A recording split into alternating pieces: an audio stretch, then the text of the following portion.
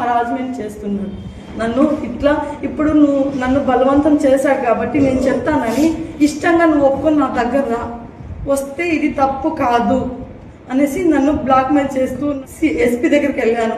నాకు ఇలా చేస్తున్నాడు, ఇంకా ఎక్కడ వెళ్ళినా నాకు న్యాయం జరగదేమో అనేసి డైరెక్ట్గా నేను ఎస్పీ దగ్గరే కలిసాను. పెద్ద ఆయన దగ్గర వెళ్ళి నాకు న్యాయం చేయండి సార్ అని తన దగ్గర వేడుకున్నాను.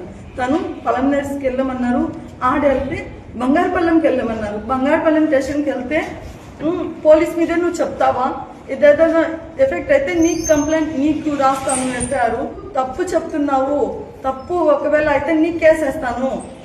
ఒక తనకి నేను తప్పు అని నేను ఏ ఆడబిడ్డ అయినా ఈ నిందని భరిస్తుందా?